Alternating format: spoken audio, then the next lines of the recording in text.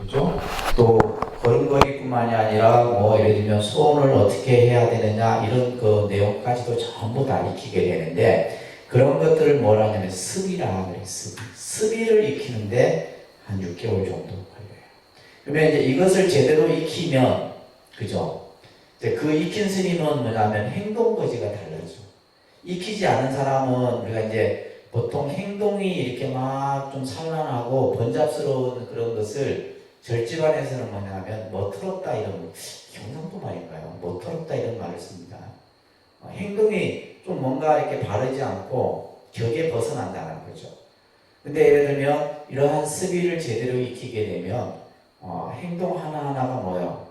기품이 있고 뭔가 어떤 예법이 딱 몸에 배어진 이런 것들. 근데 우리가 이제 절에 와서 사실 이런 습의들을 제대로 못 익혀요.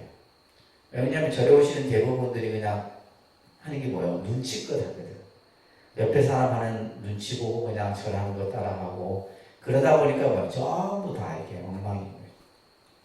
그래서 이제 이러한 부분들을 아주 중요하게 여기는데 우리가 이제 불교의 예절이라고 하는 것은 결국 뭐예요? 내가 불자로서의 내 마음을 표현하는 것인데 이 마음의 표현이 뭐냐 하면 정성이죠.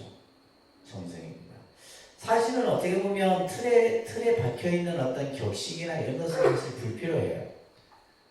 여러분들 오늘 법당에 앉았을 때 어떻습니까? 그냥 마음이 편하셨어요?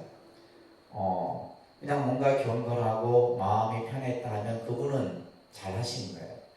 근데 왠지 뭔가 그죠 불편해하고 남이 나를 어떻게 볼까 이제 절에 오시는 분들이 대체적으로 그렇습니다. 그래서 절하는 것도 좀 이렇게 막 좀 어색해하고 막 그래요.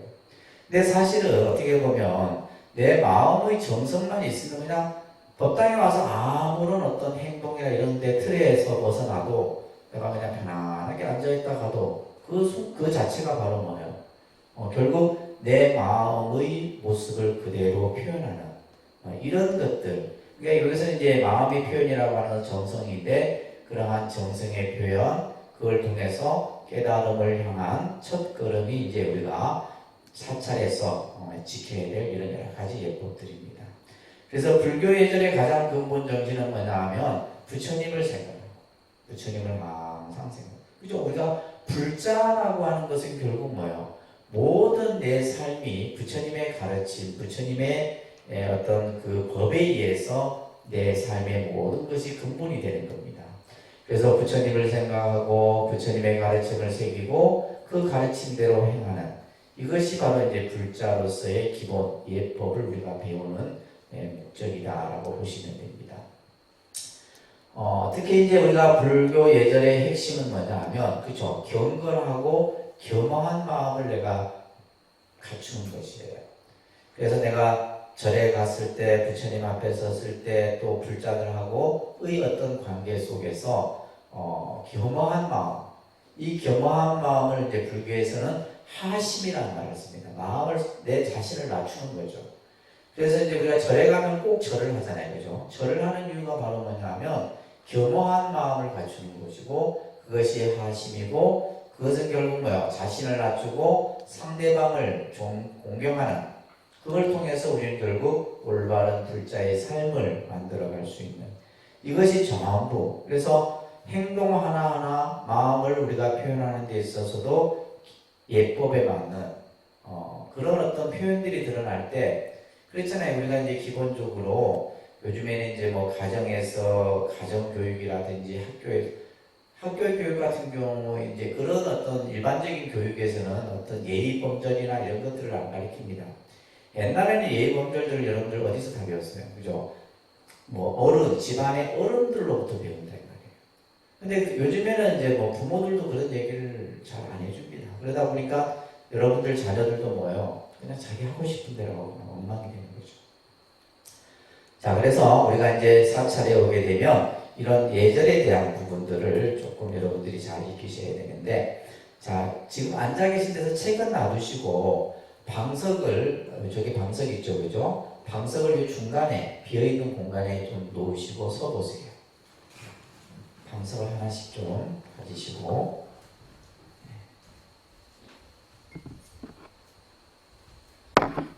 이줄에 계신 분들은 여기 쓰면 그렇죠. 여기 쓰면 되시고 보살님 더 위로 올라오세요. 조금 더 올라오시고 넓게 예, 고개 쓰시고 보살님도 위로 좀 더 올라오세요. 올라오시고 앞으로 올라오세요. 예, 한 분은 여기다 쓰시고. 자, 지금 이제 여러분들이 절에 보통 이제 사실은 요즘 절도 좀 변해야 돼요. 어떻게 변해야 되면 교회처럼 의자에 앉는 스타일을 바뀌어야 돼요.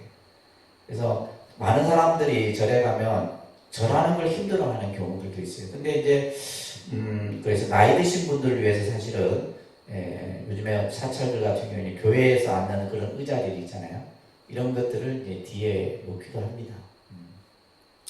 자, 지금 이제 먼저 차수라는 말을 차수는 이제 지금 이 손 모양처럼 왼손을 오른손으로 이렇게 가볍게 잡고 이렇게 손을 이렇게.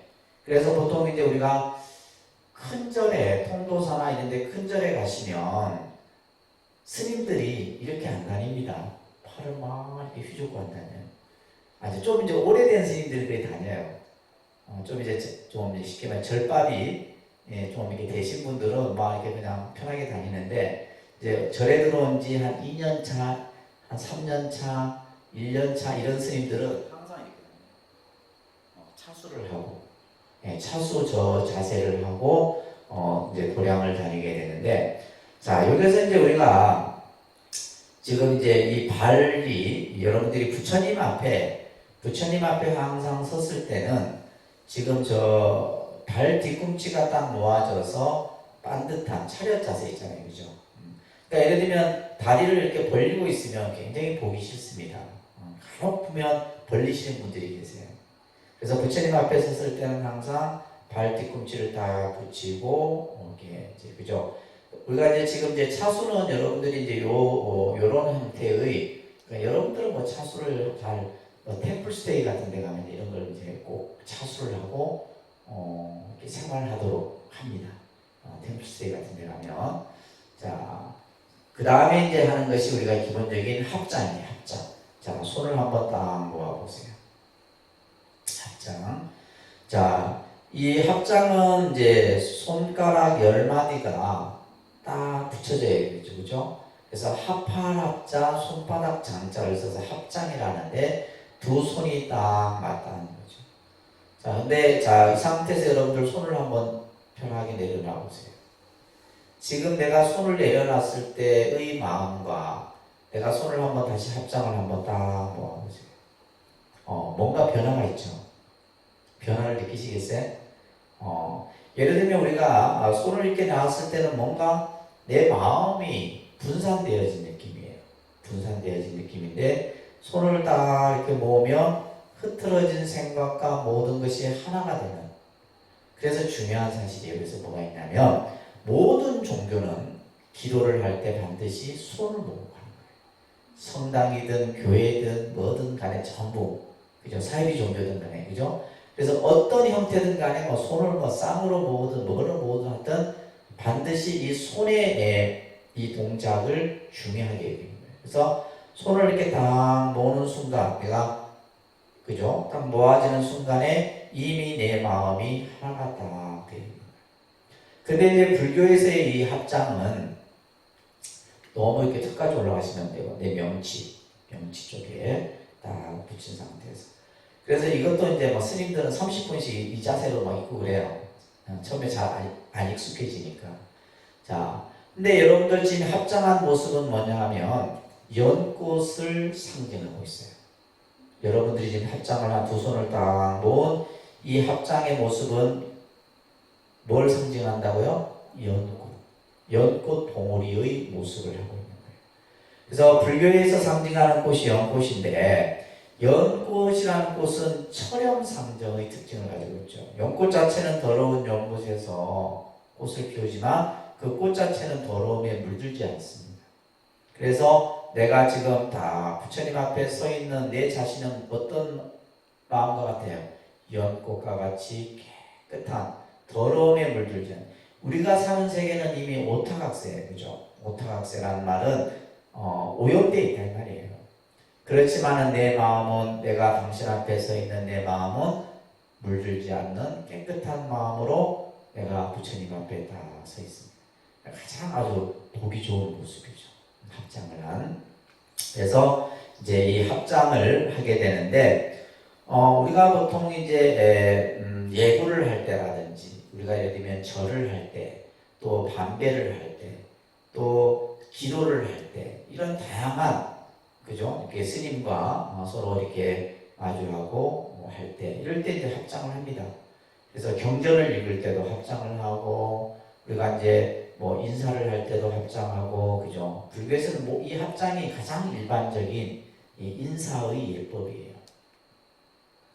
자, 지금 이제 여기 보면 꿇어앉는 지금 이제 요 자세인데 우리가 보통 절에 가면 스님들은 이 꿇어앉는 연습을 합니다.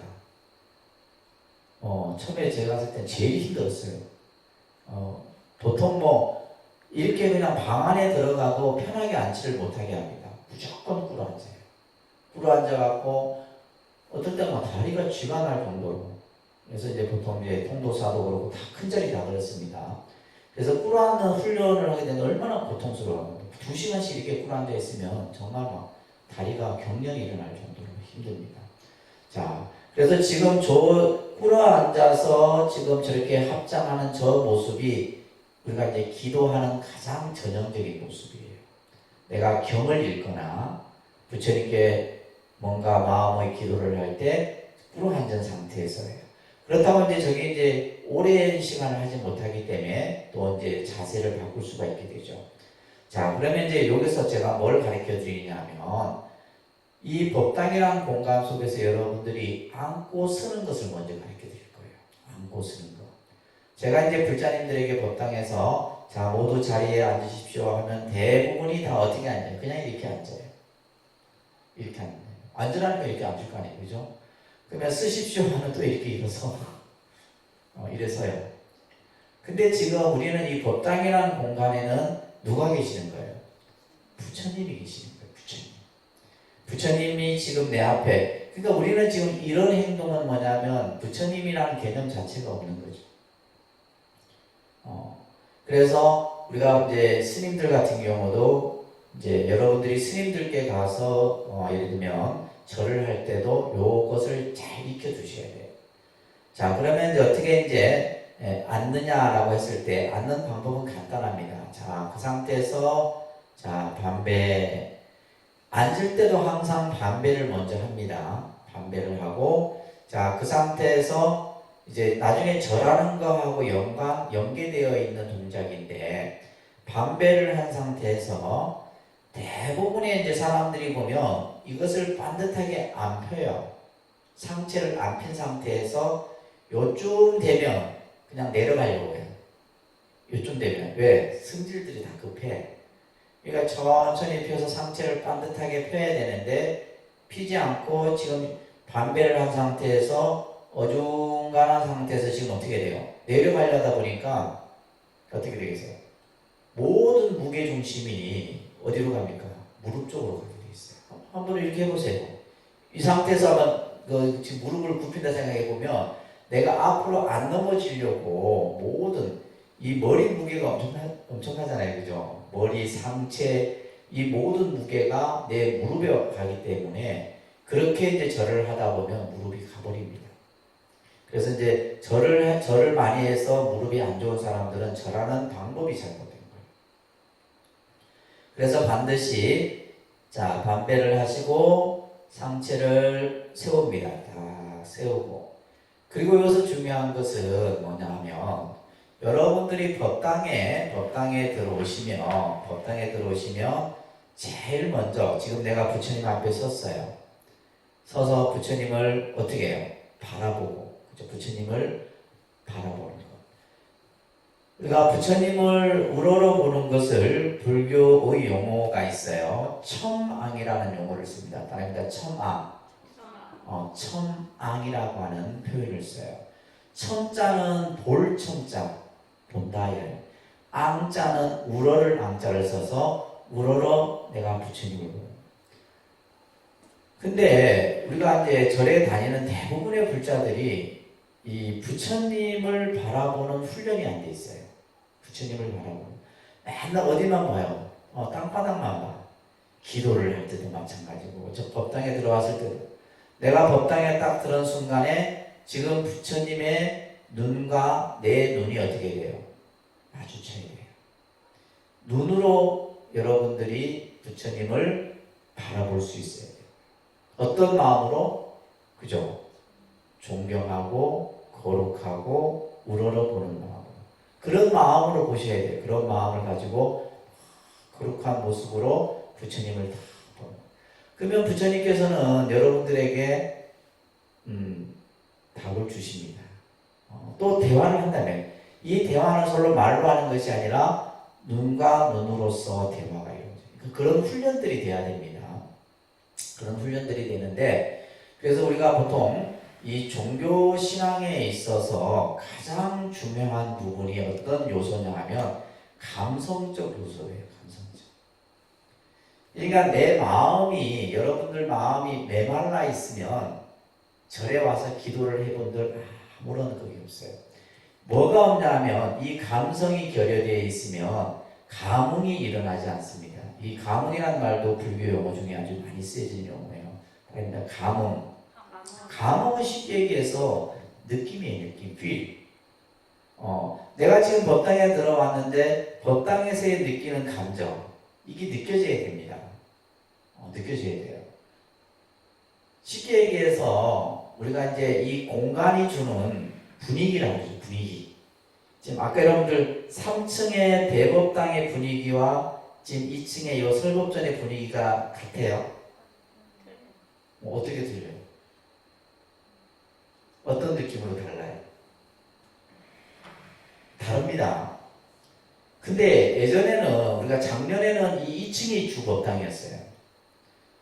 주법당이었는데 3층은 그냥 비어 있었어요. 강의 중심으로.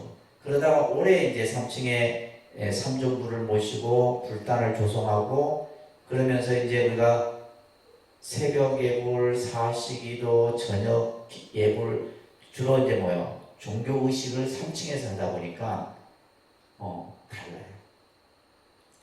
이 공간은 그냥 어떻게 보면 강의 중심 형태의 공간으로 되어버렸고 3층이 이제 종교 의식이고, 그런 것들이 뭐냐면 결국 이제 우리가 이게 신앙생활을 하면서 여러분들이 이제 일반적으로 다 느낍니다.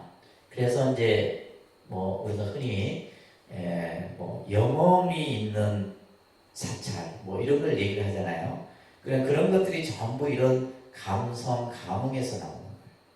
그래서 반드시 부처님을 항상 그죠? 첨앙하는 이 훈련을 하죠. 그래서 여러분들이 절에 왔을 때는 뭔가 부처님에게 어떤 답을 얻고자 하잖아요. 그냥 맹목적으로 뭐 내가 원하는 것을 그냥 얘기하는 것이 아니라 내가 가지고 있는, 내가 풀지 못하는 문제를 부처님에게 얘기를 하는 거죠. 그 얘기를 부처님은 답을 주신다는 말이에요. 답을 줘도 여러분들은 그것을 못 받아들이는 거죠. 자, 그래서 항상 합장을 다시 한번 해보시고, 합장을 한 상태에서 딱 부처님을 그죠? 눈으로 다 거룩한 마음으로. 어떤 마음? 거룩한 마음. 또 이 거룩한 마음이 도대체 어떤 마음? 그러니까 거룩한 마음이라고 하는 것은, 이것은 내가 뭐 거룩해져야지 해서 생기는 게 아니에요. 그래서 이 거룩한 마음, 부처님에 대한 한량없는 예경의 마음이 마음속에 갖춰져야 돼요. 그리고 나서 이제 우리가 예를 들면 아까 얘기했듯이 반배를 하고 나서 상체를 세우고, 상체를 세운 상태에서 그대로 내려갑니다. 그대로 무릎 앞으로 숙이면 안 돼요. 지금 상태는 발가락이 어떻게 돼 있어요? 세워져 있죠. 발가락이 세워져 있습니다. 그렇죠? 발가락이 세워져 있어요. 다시 발가락 힘으로 일어납니다. 그대로. 이게 이제 쉽지가 않아요. 그래서 제일 지금 우리가 이 지금 동작을 하면서 발가락에 힘이 들어가는 거예요. 이게 중요합니다. 발가락에, 대부분 사람들은 여러분들이 이제 신발이나 걸음걸이나 이런 것들이 다 잘못되어 있어갖고 내 발가락에 힘을 가는 걸 못 느껴요, 현대인들은. 그래서 우리가 절을 할 때 이 발가락에 이 힘이 들어가야 됩니다. 자, 다시 한번 내려갈게요. 똑같이 상체를. 지금 내려가면서 무릎에 무게가 쏠려요, 안 쏠려요? 크게 안 쏠리죠? 쏠리면 지금 상체를 숙이신 거예요. 자, 그대로 또 일어납니다. 집에 가서 한 100번씩 하세요. 이 훈련을 많이 하셔야 됩니다. 이걸 잘해야지 절을 잘해요. 이 훈련이 돼야지만 절이 잘 됩니다. 다시 한번 그대로 편안하게 내려가고 또 다시 발가락 힘으로 일어나고. 자, 이 동작을 하게 되면 지금 어디에 힘이 들어가요? 허벅지 근육하고 발가락에 힘이 들어가요. 그러니까 요 힘으로 일어나는 거지 상체는 지금 편안한 상태예요. 그렇잖아요, 그죠? 편안한 상태. 그래서 자, 다시 또 내려갑니다. 자, 편안하게 내려가서 자, 어깨의 넓이만큼 손을 자, 요게 지금 방석에 딱 댑니다. 자, 이 상태는 지금 아직까지 발가락이 뭐예요? 천 상태로 이렇게 딱 지탱이 되어 있는 상태예요. 지탱이 되어 있는 상태에서 자, 엉덩이를 약간 들면서 엉덩이가 발바닥에 돼 있어요. 발바닥에. 나중에 절할 때 한번 설명을 드릴 겁니다. 이게 꿇어앉는 상태예요. 엉덩이를 딱 붙이세요. 밀착하셨어요? 딱 밀착한 상태에서 상체를 세웁니다. 상체 세워보세요. 이거 무릎을 꿇어 있는 상태입니다. 지금 저 같은 경우는, 그죠? 이 상태예요. 지금 우리 거사님들은 약간 좀 힘들죠? 이 근육이 지금 이렇게 안 돼.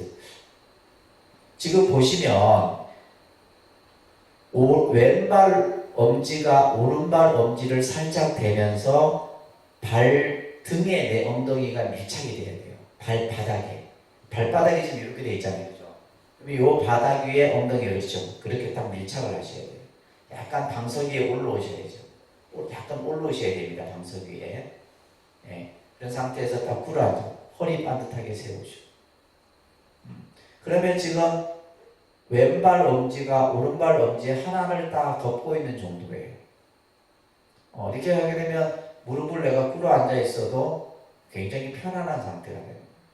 자, 그 상태에서 반배.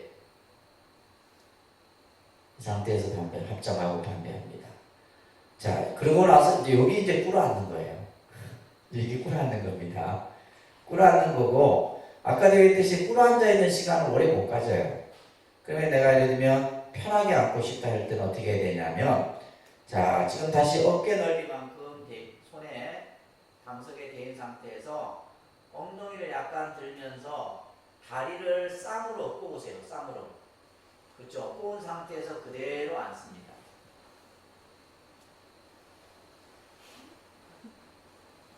잘 되세요?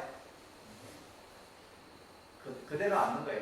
지금 이제 이렇게 앉으면 이제 평자가 되는 거죠. 그죠? 평자 상태. 그래서 꿇어앉은 상태에서 약간 동작만 변형하게 되면 이 평자의 자세가 되는 거예요. 그리고 예를 들면 다시 이제 꿇어앉아야 될 때는 어떻게 해요? 손을 어깨 넓이만큼 대시고, 그죠? 살짝 엉덩이를 이렇게 세우면서 다리를 아까처럼, 그죠? 유연성이 있어야 됩니다. 이렇게, 그죠? 원리는 아시겠죠? 자, 이 상태에서 이렇게 앉아있는 게 꿇어앉은 거예요. 그래서 이 꿇어앉았을 때 우리가 보통 경전도 독송하고 기도도 하고 하다가 이제 다리가 아프면 아까처럼 평자로 앉고, 그렇게 하게 됩니다. 자, 지금 이제 꿇어앉은 상태에서 자, 합장 반배하시고, 그러다가 이제 경을 쭉 독송을 해요. 독송을 하고 이제 다 마치고 나서 일어날 때는 어떻게 일어나야 되냐? 자, 손을 이렇게 대시고, 자, 엉덩이 세워서 발가락을 이때는 아까처럼 세우시는 거예요. 발가락이 세워져 있어야 돼요. 자, 그리고 합장하시고, 아까처럼 일어날 때는 뭘 힘으로? 발가락 힘으로. 이 상태에서 그대로 일어나서 또 마지막에도 반배. 그래서 항상 우리가 반배를 하고 앉고 쓰고 또 모든 동작에 있어서 가장 기본은 시작과 끝은 반배예요. 나중에 삼배할 때도 마찬가지입니다. 이해되셨어요? 한 번에 갖고는 안 되지만 아무튼 자, 합장 내리시고. 그래서 이제 우리가 이 꿇어 앉아서 언제 꿇어 앉느냐 하면 경을 읽거나 연구를 하거나 또 스님 앞에 앉았을 때 또 예를 들면 법당에 예불을 하기 전에 딱 여러분들이 잠시 뭔가 마음을 편안히 할 때 이 상태로 이제 꿇어 앉게 됩니다. 그래서 꿇어 앉는 동작이, 그리고 이제 우리가 보통 이제 이건 나중에 설명을 한번 드릴 텐데 앉아 있는 방법이 두 가지가 있죠, 그죠? 그래서 우리가 이제 앉는 그 자세를 가부좌라고 합니다. 가부좌. 아닙니다. 가부좌. 가부좌인데 이제 두 가지죠. 하나는 결가부좌. 이 결가부좌는 지금 요 그림처럼 발이 쌍으로 이렇게, 그래서 이건 상당히 유연성이 좀 필요합니다. 그래서 보통 우리가 요가 수행자라든지 또 이제 명상을 오랫동안 수행한 사람들은 이제 이 결가부좌. 이 결가부좌는 이제 정말 하면 앉아있는 자세가 굉장히 이제 힘을 얻을 수가 있죠. 그리고 이제 결가부좌가 이제 힘들 때는 우리가 이제 일반적으로 이제 하는 좌법이 이제 반가부좌라고 합니다. 반가부좌. 그래서 이제 스님들도 이제 주로 이 반가부좌를 하기도 하고 합니다. 그래서 이제 한쪽 다리가 예를 들면 지금 왼발이 그죠? 왼발이 오른발 오른 허벅지 위에 이렇게 올라와서 있는 상태죠. 그리고 이제 손은 요 이제 나중에 이제 이거는 선이나 명상을 할 때 많이 설명을 드립니다. 요거는 이제 주로 이제 선전인이라고 합니다. 요 자세가 이제 우리가 보통 내가 명상을 하거나 입정을 하거나 할 때 그런 자세입니다. 이런 것들, 이런 자세가 있고, 이제 오늘 이제 공부의 제일 중요한 핵심이 절이에요, 절. 그래서 우리가 절을 하는 의미는 뭐냐? 상대를 존경하는 마음의 표현이에요, 그죠? 그래서 우리가 법당에서 내가 부처님 앞에 절을 하는 것은 부처님에 대한 예경의 표현입니다. 또 내 마음의 표현이에요. 그리고 이 절을 통해서 뭘 해요? 스스로를 낮추는 수행을 하게 됩니다. 그래서 절을 하는 가장 근본 이유는 나를 버리는 수행이 절이에요. 그래서 이제 여러 수행법 중에서도 우리가 이제 사찰에서 절을 이제 기본적으로 중요하게 얘기를 하는 겁니다. 자, 먼저 절을 하는 데 있어서 이제 보통 우리가 절을 3배가 기본입니다. 3배. 3번 하는 절이 기본이고 3배, 9배, 21번, 108배, 1080배, 3000배 이렇게 이제 이렇게 숫자가 있는데 숫자는 중요한 게 아니에요. 절의 숫자는 별로 그렇게 중요하다고 생각 안 하셔도 됩니다. 가장 기본은 몇 배? 3배. 3배를 하는 것을 기본으로 해서 이제 설명을 드릴 텐데, 자, 지금 여기 보시게 되면, 자, 지금 여러분이 있는 상태에서 이제 먼저 반배 앞걸이 했죠, 그죠? 자, 반배 합장하시고, 항상 3배의 기본은 반배입니다. 자, 반배. 자, 이것을 또 이제 설명드리기 전에, 우리가 이제 보통 절을 하고 할 때는 이 목탁이라는 것을 스님이 사용을 해요. 그래서 자, 보통 이제 반배는 이게 목탁 소리가 짧게, 목탁 소리가 납니다. 이게 짧아요. 그리고 나서 이제 길게 내릴 때 이제 이렇게 내려요.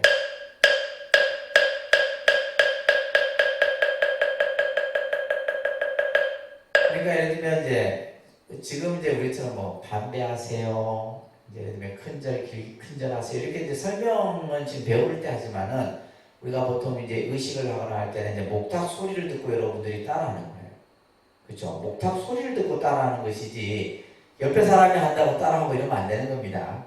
목탁 소리. 그래서 스님들 같은 경우는 이 목탁 소리, 그래서 목탁 귀가 밝아야 된다 이런 얘기를 해요. 절집안에서 잘 살려고 하면 목탁 귀가 밝아야 돼요.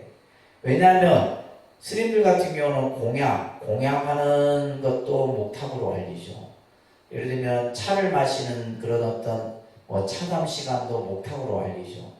또 예를 들면 모든 어떤 긴급 회의를 한다고 했을 때도 목탁으로 알리죠. 예를 들면 뭐 모여라 말아라 이런 소리 안 합니다. 근데 그 목탁 소리를 듣고 참석하지 못하잖아요. 그럼 큰일 나는 거죠. 큰일 나는 거죠.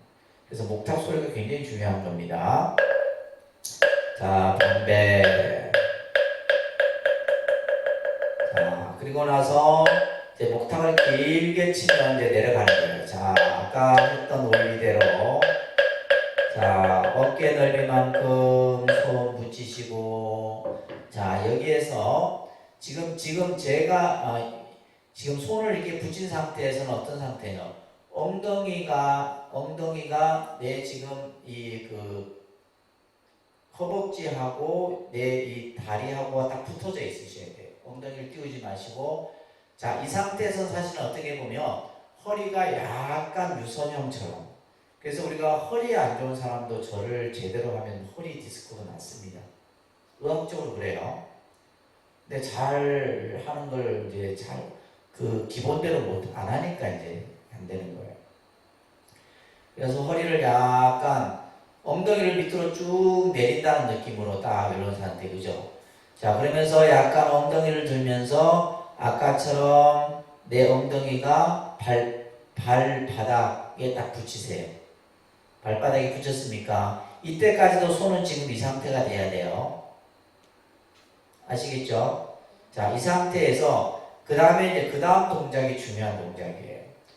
보통 우리가 절을 하면 머리부터 먼저 닿으려고 해요. 머리부터 먼저 숙이려고 하는데 머리를 숙이는 게 아닙니다. 이 어깨 상체가 내려가야 되는 거예요. 상체가 내려가면서 마지막에 이마가 땅에 닿는 거예요.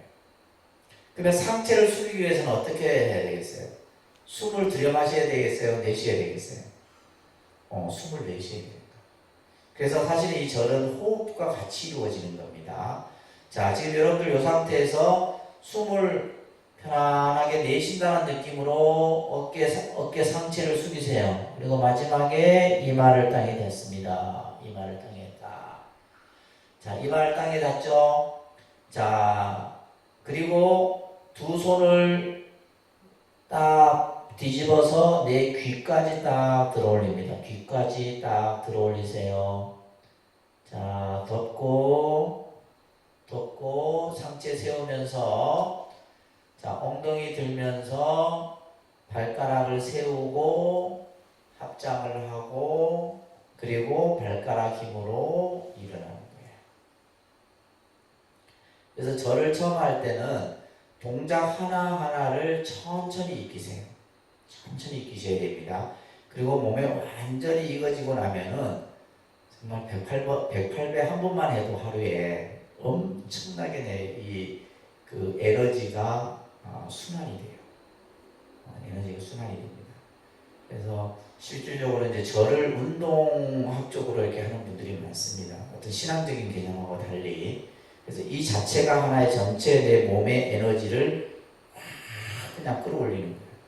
자, 두 번째 절을 합니다. 자, 두 번째 딱 내려가시고 어깨 넓이만큼 대시고 엉덩이 붙이고 자, 발을 그죠? 발바닥에 엉덩이를 붙인 상태에서 상체 호흡 숨 내쉬면서 자, 손을 뒤집어서 귀까지 들어올리고 덮고 자, 상체 세우시면서 발가락 세우고 합장하고 그 다음에 발가락 힘으로 일어나고 2배, 그죠? 2배 2배까지 있어요. 마지막 3배.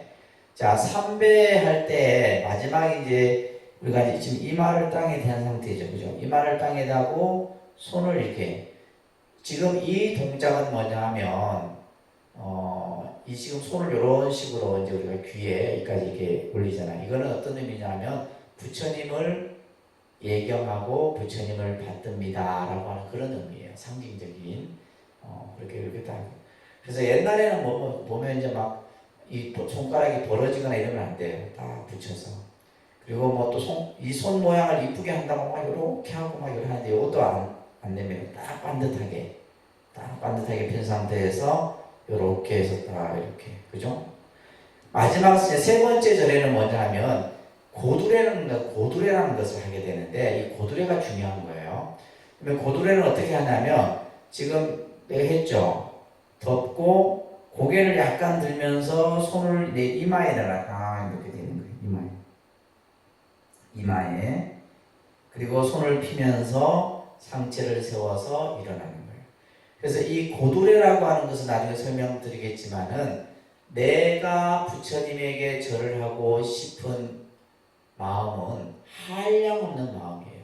그냥 삼배로 끝나는 마음이 아니라 그것을 이제 이 고두레라고 하는 이 마지막에 이걸 통해서 내 마음을 표현하는 것이 고두레예요.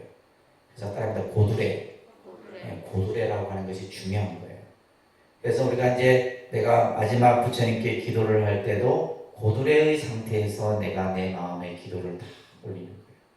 그렇게 하는 겁니다. 자, 세 번째 절을 합니다. 자, 무릎 꿇고 어깨 넓이만큼 자, 엉덩이 붙이시고 상체 내려가면서 이마 닫고 손 들어 올리시고 덮고 고개 들면서 두 손을 딱 이마에 모으시고 자, 이마에 모으셨으니 이 고두레라고 했어요. 자, 손을 피면서 상체 세우시고 발가락 또 세운 상태에서 합장하고 발가락 힘으로 일어나셔서 마지막에 반배. 그러니까 사실은 3배만 해도 내 마음의 정성을 전부 다 쏟을 수가 있어요. 그래서 제가 항상 우리 이제 불자님들에게 하는 말이 한 배를 만 배처럼 해라. 한 배를 만 배처럼. 그러니까 절세고 나면 3만 배 하는 거예요. 막 그냥 뭐 3,000배 한다고 뭐 그게 그만 한 게 아니라 얼마만큼 내가 몸과 마음이 하나가 돼서 부처님께 하느냐에 따라서 달라지는 겁니다. 자, 이제는 이제 목탁에 맞춰서 3배를 할 거예요. 제가 이제, 그죠? 부처님께 3배를 다 한다는 생각으로 자, 목탁에 맞춰서 반배부터 마지막 반배. 그리고 아까 그 고두레 할 때는 이렇게 칩니다. 목탁을 2번 쳐줘요. 이 고두레 하나는 신호예요. 그리고 딱 치면 일어나라는 신호까지. 그러니까 이 목탁 소리에 전부 다 담겨 있어요, 사실은. 자, 이제 반배부터 합니다. 잡장하고 반배. 자, 상체 세운 상태에서 자, 길게 내려가야죠. 배운 대로 합니다. 자연스럽게.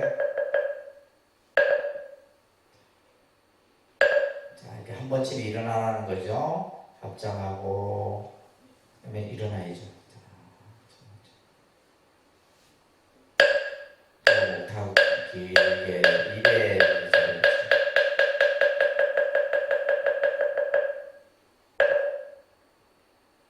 그렇죠. 일어나고 자, 마지막 3배. 자, 중간에 2번 딱 치면 고두레죠, 그죠? 두 손을 딱 모으고 자, 손 펴면서 상체 세우고 자, 일어나셔서 반배. 어렵죠? 어렵습니다. 근데 이제 자꾸 하셔야 돼. 자꾸 해 보셔야지만 되는데 자, 자리에 앉습니다. 방석 그대로 두세요. 그대로 두세요. 그대로. 자, 그래서 우리가 이제 보통 반배를 하는 경우들이 어떨 때 반배를 하냐면 이제 법당에, 그죠? 법당에 처음 들어올 때 또 혹은 절 입구에서 보통 우리가 이제 통도사 같은 경우는 이제 어디에서 해요? 일주문이나, 그죠? 이런 데서 반배를 하고 절에 들어갑니다. 그죠? 또 보면 스님을 만났을 때, 도반을 만났을 때 서로 이제 우리 불자들끼리는 뭐예요? 반배로서 절을 합니다. 반배, 그냥 이렇게 반배로 절을 다 하는 겁니다.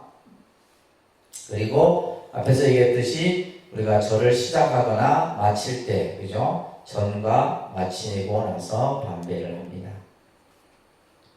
또 예를 들면 이제 부처님께 공양을 올리기 직전과 올린 뒤에, 자, 이것도 좀 설명을 드릴게요. 나중에 이제 여러분들이 어떤 기회가 되면 부처님 전에 공양을 올릴 그런 기회가 만들어지게 돼요. 그래서 우리가 예를 들면 절에 오면 뭐 닭이, 향 이런 공양물들, 뭐 과일, 떡, 꽃 이런 여러 가지 공양물들이 부처님 전에 올리게 되는데, 자, 여러분들이 만약에 이제 향을 하나 예를 들면 부처님께 올리고 싶다 했을 때 부처님 앞에 오면 어떻게 해야 돼? 제일 먼저 반배부터 하는 거죠. 그죠? 아시겠죠? 반배부터 이렇게 하고 나서 향을 하나 잡고, 그래서 우리가 보통 이제 한 손으로 하는 게 아니라 반드시 뭐예요? 한 손은, 왼손은 오른손을 이렇게 받쳐줘야 되는 거예요. 받쳐서 이제 불을 이렇게 딱 합니다.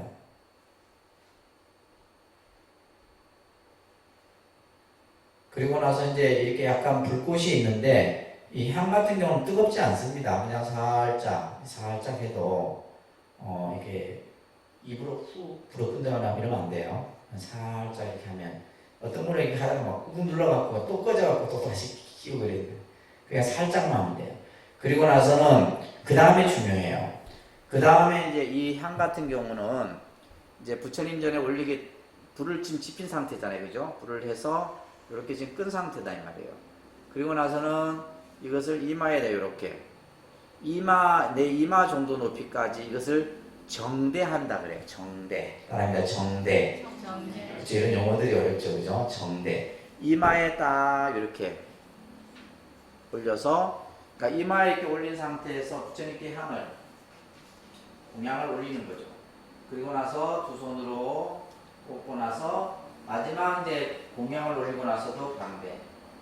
그래서 공양을 올릴 때도 이렇게 반배를 한다라는 거예요. 아시겠죠? 그래서 뭐 우리가 마지를 올릴 때도 그렇고 향을 올릴 때도 그렇고 뭐 그런 것들 아주 작은 미세한 부분이지만은 이제 그런 것들이 이제 여법하지 못할 때 뭐 더럽게 느껴지죠, 그죠?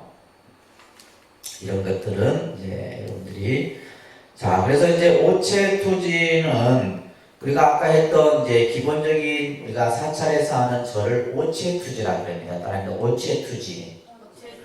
오체투지. 그냥 다른 말로는 큰 절이라 그러면 큰 절.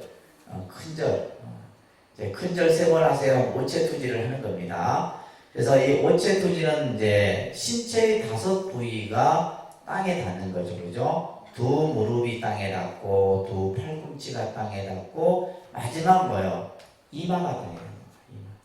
그래서 우리 신체에서 가장 높은 위치에 있는 것이 이마죠. 그죠? 여러분들 누군가가 내 이마 때리면 기분 좋아요?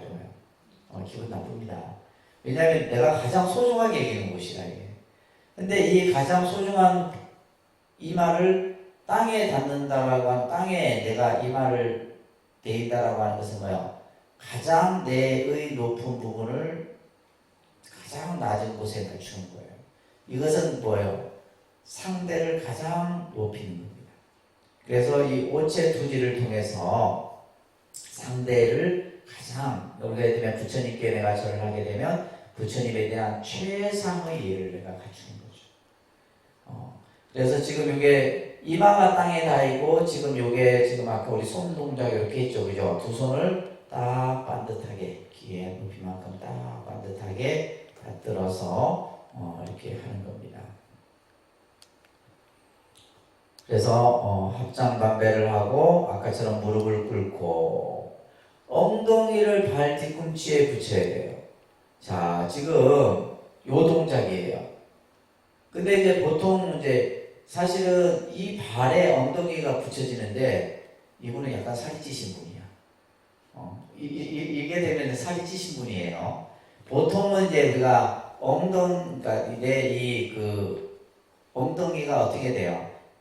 이 다리 위에 딱 붙이게 돼요. 실제로는. 신체에 따라 좀 다른데, 그리고 우리 이 발의 오른발, 그러니까 엄지, 왼발 엄지가 오른발 엄지 이렇게 쌍으로 하게 되면 이 동작이 나가버리게 돼요. 근데 원래 원칙은 이제 우리 스님들이 할 때는 발가락과 발가락 하나 정도가 겹치는 정도 느낌으로. 그랬을 때 이제 완전히 밀착이 되는 느낌이 들겠죠, 그죠? 그리고 실제 이 허리는 어떻게 되냐면 일직선이 쫙 이렇게 딱 이게 펴져야 돼요, 허리가. 허리가 이렇게 예를 들면 둥근 모양이 되게 되면 이거는 뭐냐면 이제 배가 나오신 분들 이런 분들이 이제 주로 우리 이제 거사님들 이런 분들이 이제 그런 동작이 나오는 거죠. 등이 이렇게 굽어져요. 그러니까 가능한 어떻게 해요? 등이 반듯하게 펴지는 거죠. 자, 그러면서 이제 아까처럼 이런 동작으로 하고 이제 하게 되는데 지금 이제 보면 그러니까 일어서고 왔고 할 때는 똑같아요. 똑같습니다. 그리고 반배하고 지금 그 다음에 나오는 것이 아까 이제 고드레. 그러니까 고드레의 모습은 딱 이런 모습이 돼야 돼요. 손을 어떻게 해요? 내 지금 이마 정수리에 딱 이렇게 대야 됩니다. 자, 이 고드레라고 하는 것이 무슨 의미냐? 자, 내가 예경하고 싶은 마음, 그 마음은 뭐예요? 한량이 없어. 내가 지금 3배로 끝나는 게 아니에요. 내가 지금 이 고드레를 통해서 부처님께 예경하고 싶은 마음을, 그 마음을 어떻게 해요? 표현하는 거예요. 뭔가 내가 저를 더 부처님께 더 하고 싶은 마음을 이 고드레라고 하는 이 의식을 통해서 예법을 표현하는 겁니다. 이걸 고드레라 그래요. 그러면서 이제 이것을 또 다른 말로는 뭐냐면 유언반배라고 해요. 유언반배. 유언반배라는 표현으로도 표현을 합니다. 그쵸. 지금 정면에서 봤을 때는 이런 모습이 돼야 되겠죠.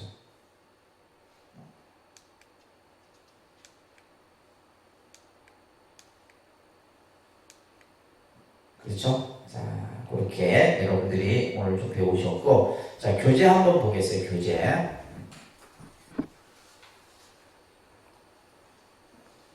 우리가 이제 사찰이라고 하는 곳은 불자들의 또 수행 공동체의 이 공간이 이제 사찰입니다. 그래서 우리가 사찰이라고 하는 것은 여러 가지 기능을 가지고 있는데 가장 큰 기능이 뭐냐면 우리가 지혜를 닦고 몸과 마음을 청정히 하고 또 어떻게 요즘에는 보면 쉼의 공간이기도 하죠. 힐링의 공간이기도 합니다. 사찰이. 그래서 여러분들 흔히 그러잖아요. 좀 뭔가 복잡하고 뭔가 힘들고 이럴 때 아유 절에 가서 그냥 좀 마음이라도 좀 쉬어야 되겠다. 절에 가는 그 자체가 뭐예요? 하나의 어떤 내 육체적인 정신적인 이런 부분들을 좀 더 이렇게 뭔가 쉴 수 있고 정화할 수 있는 그런 공간이 바로 사찰입니다. 그렇기 때문에 이제 우리 불자들 입장에서는 뭐예요? 거룩한 공간이고 성스러운 공간이고 뭔가 나에게 좋은 기운을 그죠? 줄 수 있는 그런 공간이 바로 이 사찰이에요. 그래서 우리가 이제 사찰은 그래서 이제 가능하면 청정하고 맑게 만드는 것이 중요한 겁니다. 자, 그러기 위해서 우리가 이제 그런 공간에서 우리 불자님들이 수행 생활을 하고 기도를 하고 여러 가지 이제 종교 신앙생활을 하게 되는데 그래서 이러한 신앙생활을 하기 위해서 우리가 이제 교재로 나와 있듯이 중요한 거예요. 밑줄을 쫙 그어놓으셔야 돼요. 내적으로는 뭐가 있어야 돼요? 이념의 통일이 있어야 돼요. 내적으로 뭐가 있어야 된다? 이념의 통일. 자, 이 말은 무슨 말이냐 하면 우리가 이제 불교라 하더라도 불교가 우리가 예를 들면 이제 기독교 같은 경우는 종단이 기독교 종파가 500개, 600개 가까이 됩니다. 우리나라에. 우리가 그러니까 알고 있는 그 뭐 이렇게 대표적인 것만 우리는 알고 있잖아요. 근데 실질적으로 우리 한국 사회에 종교 사회에 있는 기독교 같은 경우는 500개 정도 되고 불교는 한 100개가 넘습니다. 종파가. 그러다 보니까 막 우주순처럼 막 이제 생겨나는 거죠. 그러다 보니까 이제 가장 이제 우리 한국 불교에서 가장 대표적인 종당이 이제 조계종인데 조계종이 이제 거의 한 7, 80%를 차지합니다. 그래서 이제 이 조계종에서도 신도들에게 이러한 신도 교육을 체계화해서 시키는 것. 이게 바로 뭐냐면 이념의 통일이에요. 그러니까 조계종에 다니는 분들은 뭐요? 그 조계종이 가지고 있는 어떤 부처님에 대한 교법이라든지 이런 것들을 똑같이 배우고 똑같이 생각하고 똑같이 이해해야 되는 거죠. 그래서 이제 우리 이제 독립선 같은 경우도 이런 독립신행집을 만드는 것이 바로 뭐냐면 이념의 통일을 위해서요. 이 독립선언에 나오는 불자님들은 이 안에 있는 경전을 함께 독송하고, 그죠? 그 뜻을 함께 이해하고 하기 위한 거예요. 그래서 이런 것들이 반드시 필요합니다. 그 다음에 이제 중요한 것이 뭐냐면, 우리가 지금 이제 여러분들이 예법이나 예의를 배우는 것은 바로 뭐냐면, 외적으로는 뭐가 필요하다면 행동 양식의 통일이 필요합니다. 자, 합장합십시오 하면 합장이 똑같아야 되지. 어떤 사람은 합장을 이렇게 하고 있고, 그죠? 예를 들면 뭐 합장을 하는데 막 손 놓고 있고 이러면 안 되는 거예요. 이게 뭐예요? 행동 양식의 통일이에요. 이게 굉장히 중요한 겁니다. 여러분들 나중에 이제 기회 되시면 통도사나 해인사 이런 데 예불을 가시게 되면 스님들은 어때요? 옷이 다 똑같죠, 그죠? 예를 들면 스님들이 막 본인들 입고 싶은 옷 입으라 한다면 막 컬러도 막, 그죠? 각자 컬러를 입으라 한다면 엄청 산만할 것 같아요. 근데 스님들이 이제 법당에 들어갈 때는 이 가사라는 것을 똑같이 걸치고 들어가요. 그러면 그 스님들이 서 있는 모습은 예를 들면 100명이 서 있잖아요. 근데 그 모습은 하나의 한 덩어리의 모습이에요. 이 종교에서 그게 중요한 겁니다. 여러분들 신천지 그 교인들이 하는 그 화면들 보셨죠? 수천 명이 똑같은 옷을 입고 있어요. 그게 종교에 있어서 굉장히 중요한 요소예요. 그 사람들의 생각, 행동 이것을 전부 뭐요? 한 덩어리로 만드는 거예요. 그래서 뭐 1000명이 있어도 뭐요? 한 사람이 움직이는 것처럼 움직여요. 이런 것들이 이제 예를 들면 뭐 우리가 이 말하는 사이비 종교 집단이나 종교가 가지고 있는 그런 어떤 특색 중에 하나입니다. 그래서 또 마찬가지로 이제 스님들이 수백 명이 있어도 뭐요? 그 소리는 하나의 소리가 나요. 예를 들면 100명이면 100명 소리가 각기 다 다를 것 같죠? 안 그래요? 스님들 같은 경우는 그 소리를 내는 스님이 있는데 그 스님의 소리를 똑같이 맞춰요. 우리 독립선언 신도들은 내 연불 소리에 다 맞춰집니다. 뭐 다른 절에 다니더라도 독립선언 오면 연불 소리가 어떻게 돼요? 내 연불 소리에 딱 맞춰지게 돼요. 그렇게 됩니다. 그렇게 되게 돼 있어요. 그렇듯이 이런 것들이 바로 뭐다? 행동 양식이에요. 자, 우리 다 같이 부처님께 삼배하겠습니다. 뭐요? 절하는 모습이 똑같아야 되겠죠. 절하는 모습이 막 엉망이고 이러면 정신 사나운 거예요. 앉아있는 부처님도 헷갈려요. 부처님도 우리가 봐서도 이게 정신없는데 똑같잖아요. 그죠? 그래서 행동 양식의 동일이 있어야 된다라는 겁니다. 자, 그러면 우리가 이제 절을 찾을 때에 여러분들 뭐 기본적으로 우리가 그냥 기본적인 상식이죠. 예를 들면 절을 찾을 때 그죠? 단정한 옷차림을 하고 또 편안한 마음으로 절을 찾고 해야 되는데 제가 이제 이 대목에 있어서 몇 가지 강조하는 부분들이 있는데 우리가 이제 우리의 문화의 어떤 생활 영역 중에서 음식 문화도 있고 그죠? 주거 문화도 있고 그 중에 이제 의식주를 얘기할 때 또 하나가 뭐냐면 옷이고 복식 문화라고 합니다. 복식 문화예요. 그래서 이제 이 복식 문화가 굉장히 사실 중요합니다. 어떤 옷을 입느냐. 그래서 여러분들도 마찬가지예요. 어떤 옷을 입느냐에 따라서 그 사람의 취향, 성격, 모든 게 여러분들이 입는 옷에 다 나타납니다. 다 나타나요.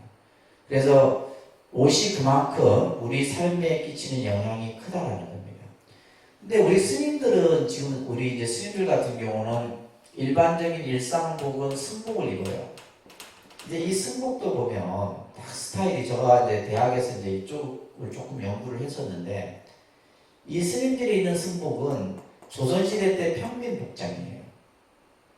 평민들이 입는 옷에다가 그냥 먹물을 들여서 회색 옷을 만든 거죠. 그러니까 예를 들면 뭐 저고리도 있고 적삼도 있고 뭐 이런 식의 옷이에요. 근데 지금 시대에 맞아요, 안 맞아요? 안 맞아요. 이 옷을 바꾸긴 바꿔야 되는데 뭔가 추리해. 추리한데 예를 들면 이제 간혹 이제 그 기지에 따라서 무명이나 이런 옷을 입으면 이제 좀 달라요. 좀 다릅니다.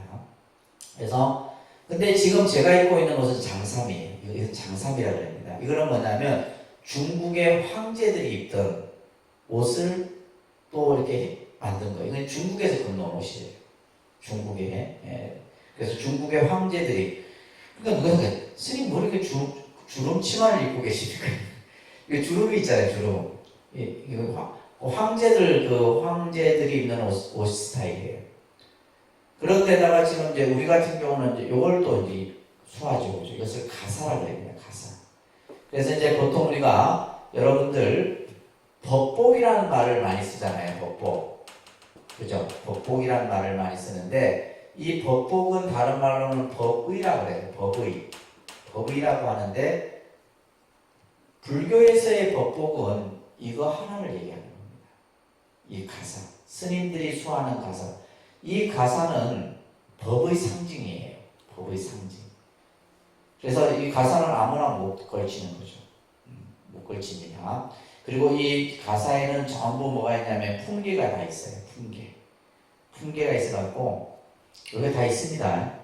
여기 보면 이제 스님들이 풍계가 있어요. 저 같은 경우는 이제 30년이 넘었으니까 이제 종사.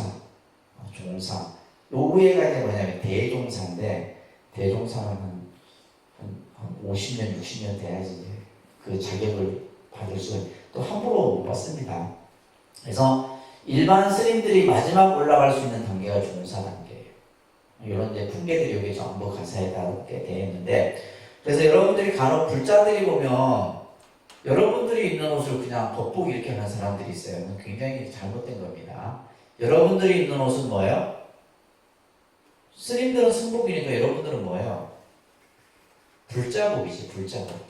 이렇게 그 개념 정립이 돼야 돼요. 불자복입니다. 그죠? 불자들이 입는 옷이니까 불자복이고, 스님들이 입는 옷이니까 승복이고, 이 법복은 뭐예요? 스님들이 부처님께 공양을 하거나 법을 설할 때 특별한 경우에만 수하는 것이 법복이다.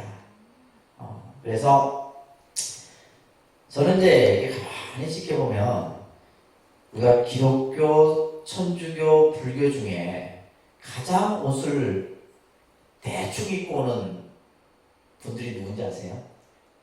절에 오시는 분들이에요. 절에 오시는 분들. 그러면 가장 옷을 잘 입는 종교가 어딘지 아세요? 카톨릭입니다. 네, 카톨릭. 그러니까 그 사람들은 이게 왜 옷차림이 중요하냐면 내가 예를 들면 절에 간다, 예배당에 간다, 성당에 간다 했을 때 이 사람들의 마음가짐이 그 옷차림에서 나오는 거예요. 근데 우리는 보면 뭐 절에 오는 불자들이 입는 불자복 보면 주리하고 뭐 몸빼 비스무리하고 마음에 안 들어요. 가장 어떻게 보면 여러분들이 아름답게 꾸미고 멋지게 꾸며서 절에 오셔야 되는데 그런 것들이 다른 종교에 비해서 불교는 안 돼요. 안 됩니다. 그래서 우리가 바뀌지 않는 이상은 그래서 보면 우리가 수준이 낮아. 스님들 책임도 있어. 대충 입고 와도 그냥 모르지. 그리고 우리가 봐보세요. 우리가 이제 지금 사는 현대생활에서도 예식장에 갈 때 여러분들 그냥 대충 입고 갑니까? 안 그렇죠. 예식장에 맞는 격에 맞는 옷을 입고 가요. 너무 나해도 안 되고 너무 또 막 이렇게 그냥 그래 어두워도 안 되고 그죠? 또 밝고 화사한 그런 스타일의 옷을 입고. 그러면 장례식장 갈 때는 또 어떻게 해요? 좀 경건한 스타일의 옷을 입잖아요. 그렇듯이 우리가 내가 가는 장소에 따라서 그 옷의 스타일이 달라야 돼요. 그래서 제가 이제 이런 내용을 저는 이제 공부할 때만 이런 얘기를 하지 평상시는 잘 안 합니다. 안 하는데 이제 간혹 이제 절에 이렇게 보면 부모님 제를 모시는 경우들이 있어요. 제를. 그러면 우리가 보통 이제 부모님이 돌아가시고 나서 뭐 49일을 한다면 49일 동안은 뭐냐면 상중이에요. 탈상을 해야지 이제 모든 게 끝나는 거지 49일 안에는 뭐예요? 자녀들은 이제 상주들이란 말이에요. 그러면 그 상주 우리가 예를 들면 그 기간 동안에는 옷차림이나 이런 것들이 달라야 돼요. 그래서 우리가 절에 예를 들면 제를 모셨는데 어떤 며느리는 보니까 등산복 입고 제에 참석한 거예요. 속으로 등산까지 뭐하려고 왔는가 싶어요. 그거는 뭐냐면 그 사람의 부모에 대한 마음이 그 정도밖에 안 되는 것이지. 우리는 그걸 보거든요. 그러면 예를 들면 최소한의 우리가 제일 참석했을 때는 보통 우리가 이제 뭐 이렇게 장례나 상중에 갈 때 여러분들이 검은 그저 스타일의 옷을 입고 가고 남자분들은 검은 정장 스타일로 가잖아요. 근데 보면 경제적으로 부유한 사람들이 그런 걸 더 잘해요. 사실 경제적으로 부유하고 못하고의 문제는 아닌데 그것은 그만큼의 어떤 우리가 이제 가정에서의 어떤 이런 부분들이에요. 그래서 그런 것들은 여러분들이 나중에 그런 경우를 당하게 되더라도 옷차림 이런 데는 신경을 쓰셔야 돼요. 아시겠죠?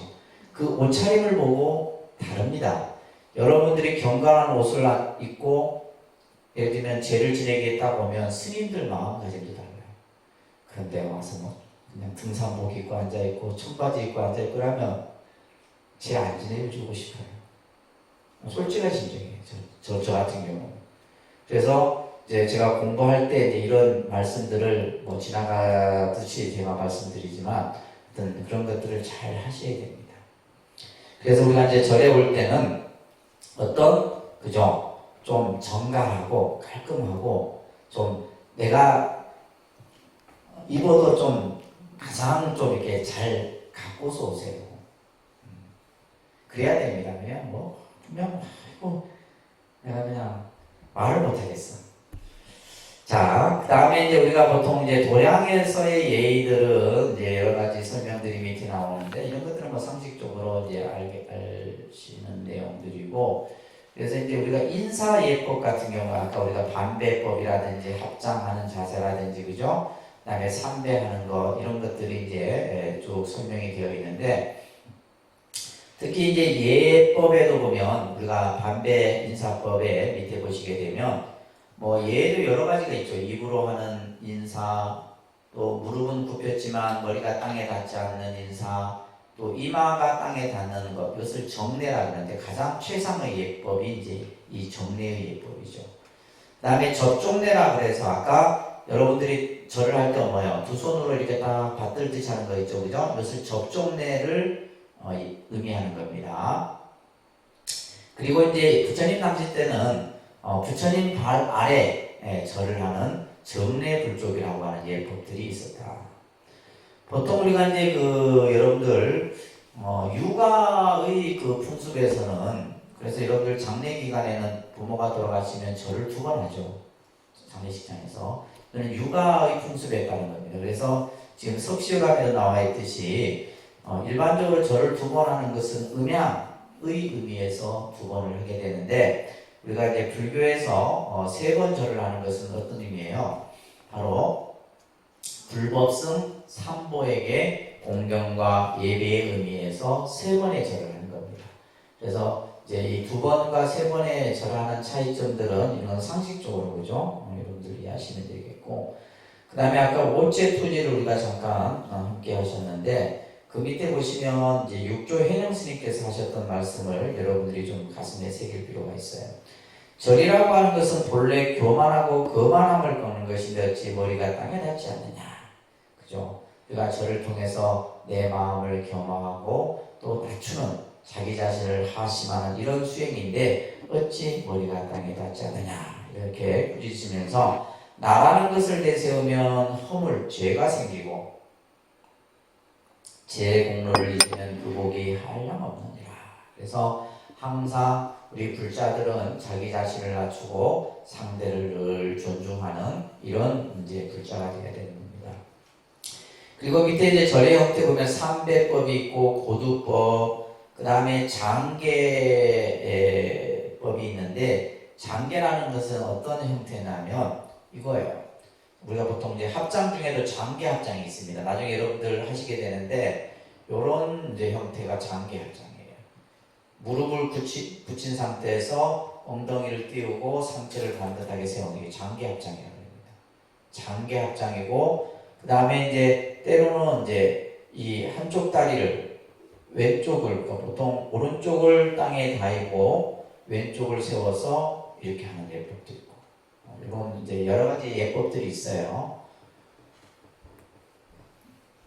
자, 그 다음에 이제 불전에서의 몸가짐과 행동에 있어서 뭐 다른 거는 크게 여러분들이 주의할 것은, 지금 누군가가 법당에서 절을 하는데 그 절하는 앞을 지나가면 안 됩니다. 그 사람이 고개를 들어서 일어나거나 아니면 대부분 뒤쪽으로 그죠 돌아서, 이것은 기본적인 에티켓이에요. 법당 안에서 뭐 절하고 있는데 막 앞으로 지나가고 이러면 안 돼요. 아셨죠? 그런 것들은 여러분들이 지키셔야 되고, 그 다음에 이제 보통 우리가 절에 와서 뭐 초나 향 이런 것들, 그래서 이런 것들은 지금 이제 우리 불자들이 많이 교육이 돼서 이제 많이 이제 나아졌죠. 그래서 향이 하나 꽂혀져 있으면 그 뭐 옛날에는 뭐 80년대만 해도 보면 막 그냥 막 향이 향로에 막 가득 수북하게 막 꽂혀지고 그랬었어요. 그래서 중국도 보면 이 향 문화가 굉장히 발달된 나라가 중국인데, 특히 중국, 우리나라, 일본 이 삼국이 그래요. 이 삼국이 이제 불교의 색깔도 비슷하고 전래되는 과정도 이제 그 영향을 서로 받고 이렇게 하게 되는데, 중국의 사원에 가시면 보면 막 향을 그냥 묶음채로 꼽습니다. 이 사람들은 묶음채로 태워갖고 묶음채로 꼽아갖고, 그래서 이 중국도 대기 그 향내로 인해 갖고 오염이 너무 심각한 거예요. 그래서 이제 법으로 사찰에 가면 3개 이상 못 피우도록 법으로 규정했어요.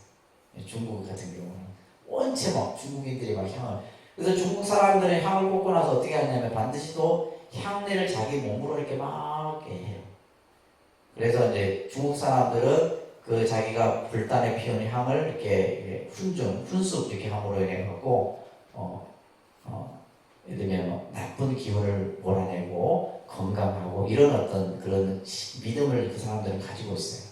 그래서 일본인들도 많이 그런 경향이 있고, 근데 이제 우리가 요즘에는 이제 향은 하나씩 피우고 그죠? 뭐 이런 것들은 이제 기본적으로 많이 잘 지켜지고 있는 모습입니다. 자, 그 다음에 이제 공양에 대한 예법인데, 우리가 이제 이 공양이라고 하는 용어도 불교에서 참 많이 쓰여지는 용어죠. 그래서 우리가 보통 공양하면 부처님 전에 내 마음의 정성을 표현하는 여러 가지의 뭐 물질적인 것이든 정신적인 것이든 그걸 다 공양이라 하고, 또 하나는 이제 우리가 절에서 공양이라는 용어를 어떨 때 많이 써요. 그죠? 일반에서 식사하는 것을 절에서는 뭐라 한다? 공양이라 이렇게 표현했어요. 그래서 절에 가면 공양하십시오, 공양하셨습니까? 뭐 이런 공양이라는 말을 많이 이제 쓰게 되는데, 그래서 이것은 이제 우리가 모든 중생이 함께 더불어 이익된 삶을 살아가는 그런 의미가 이 뜻에 담겨 있어요. 그래서 이제 공양에도 보면 여러분들 교재에 나와 있죠. 경공양, 행공양, 제공양, 뭐 이공양 이런 것들은 이제 이거는 이제 교리적인 이제 여러분들이 상식으로 이해해야 되는 내용들이에요. 그래서 이제 우리가 경공양을 법공양이라고 합니다. 법공양. 그래서 예를 들면 이제 이러한 부처님 말씀을 경책으로 만든다거나, 또 불상을 조성한다거나, 사찰을 건립한다거나, 또 범종을 조성한다거나 이런 것은 전부 무슨 공양? 법공양에 해당됩니다. 그 다음에 행공양이 있어요. 행공양.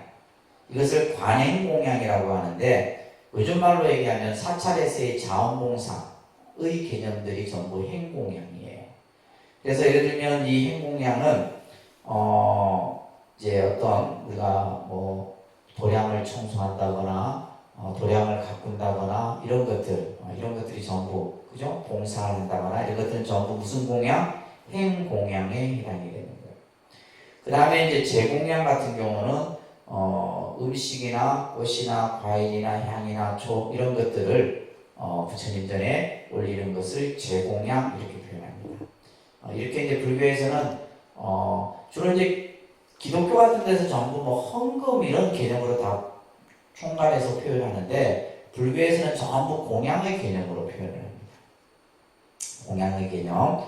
그래서 이러한 공양을 올릴 때 그 밑에 여러분들 중요한 말이 있는데 삼륜이 청정해야 돼요. 그러니까 삼륜이 청정해야 된다. 삼륜. 여기서 중요한 것은 삼륜입니다. 그래서 우리가 공양을 하는 데 있어서 이 삼륜에 대한 개념을 여러분들이 잘 이해를 하셔야 되는데 첫째는 시주하는 사람이에요. 시주자. 그죠? 시주자. 우리 이 지금 독립선언도 이 안에 있는 모든 것은 다 시주에 의해서 만들어집니다. 마이크도, 이 분필도, 뭐 노트북도 전부 다 시주. 다 시주물이에요. 시주에 의해서 만들어진 물건을 여러분들 상주물이라고 합니다. 무슨 물? 상주물이라고 해요. 이 전기도 시주에 의해서 우리가 지금 키고 있는 거고 모든 것이 이 절 안에 있는 모든 것들은 다 시주에 의해서 만들어지는 것들이에요. 그래서 이게 중요한 겁니다. 그래서 우리가 이제 예를 들면 특히 이제 사찰에서 공양이라고 하는 것, 그죠? 이 공양도 마찬가지로 시주자가 있겠죠. 쌀을 올린 분도 계실 거고, 또 그것을 준비해서, 그죠? 또 먹도록 해주는 분도 계실 거고, 여러 분들이 다 계시고. 그래서 예를 들면 이제 시주자가 있고, 그 다음에 시주를 받는 자가 있겠죠. 그죠? 시주를 받는 자. 이것은 뭐냐 하면, 스님일 수도 있고, 여러분들일 수도 있죠. 그죠? 그 다음에 또 하나가 뭐냐면 물건이에요. 시주하는 뭐예요? 물건. 쌀일 수도 있고 떡일 수도 있고 꽃일 수도 있고 그죠? 여러 가지 모든 것들. 우리가 예를 들면 여러분들이 공부하기 편리하도록 이런 책걸상을 이거 다 시주에 의해서 만들어진 거예요. 그래서 누가 스님은 맨날 뭐 좋은 것만 사는 게 아니라 다 시주에 의해서 만들어진 거예요. 사기야 내가 사지만 다 시주에 있었는데. 그래서 예를 들면 우리가 이제 그래서 삼륜이라고 하는 것은 시주하는 사람, 시주를 받는 자, 시주하는 물건이 청정해야 돼요. 예를 들면 뭐 뇌물을 받아갖고 막 저희 시종 이러면 안 됩니다. 예를 들면 간혹 그런 경우 있었잖아요. 그죠?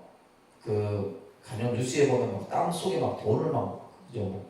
뭉텅이로 묻어놓고 무슨 뭐 게임 이런 걸 해갖고 그리고 어떤 사람이 스님한테 몇십을 갖다 준 거예요. 스님은 그것도 모르고 그걸 또 불사를 했네. 나중에 다 걸린 거예요. 그러면 그 돈은 뭐예요? 청정한 물건에 청정하지 못한 거예요. 청정하지 못한 거예요. 그런 시주는 받으면 안 되는 거죠. 그래서 시주하는 사람이나 시주를 받는 사람이나 시주하는 물건이 청정해야 돼요. 아무런 조건, 아무런 어떤 때가 묻지 않아야 된다. 그랬을 때 그 공덕이 한량이 없어집니다. 그래서 이제 여러분들이 절에 오면 이제 공양을 하잖아요. 공양. 이 공양도 보면 시주하는 사람이 있고 공양을 준비하는 사람이 있고 공양을 받는 사람이 있잖아요. 그러면 이 공양을 받는 사람도 공덕이 되는 거예요. 그래서 여러분들이 절에 와서 절에서 주는 공양을 잘 받아도 뭐가 된다? 공덕이 되는 거예요. 이 원리를 그래서 스님들이 여러분들한테 맨날 공양하고 가십시오, 공양 드십시오, 공양하십시오 이렇게 합니다. 이 말은 뭐예요? 밥 먹으라는 소리가 아니에요. 밥 먹으라는 소리가 아니고 뭐라? 공덕을 받으십시오 이런 소리예요. 아시겠죠? 그렇게 이해를 하셔야 됩니다. 맨날 절에 갔더니 밥만 먹으라고 그게 아니에요. 공덕을. 그래서 우리가 절에서 하는 모든 일체는 다 공덕의 행위예요. 공덕의 행위입니다. 그래서 그런 것들을 잘 이해를 하셔야 되고, 그래서 사사공양이라 해서 이것은 부처님 당시 때 행해졌던 공양이에요. 그것도 이제 이거는 암기하셔야 됩니다. 사사공양. 뭐가 있어요? 방사공양. 예를 들면 이제 객지에서 온 사람을 하룻밤 재워주는 그런 방사. 그래서 우리가 옛날 사찰들은 그런 방사 공양들이 이루어졌었어요. 요즘에는 없습니다. 옛날에는 교통이 힘들었기 때문에 어디 멀리서 온 스님이 있으면 하룻밤 재워서 이렇게 보내드리고 했는데 요즘에는 뭐 차로 하루 생활권인데 그래서 사찰에 이제 개빵이 없어요. 통도사도 그렇고 방사공양, 의복, 음식, 탄약.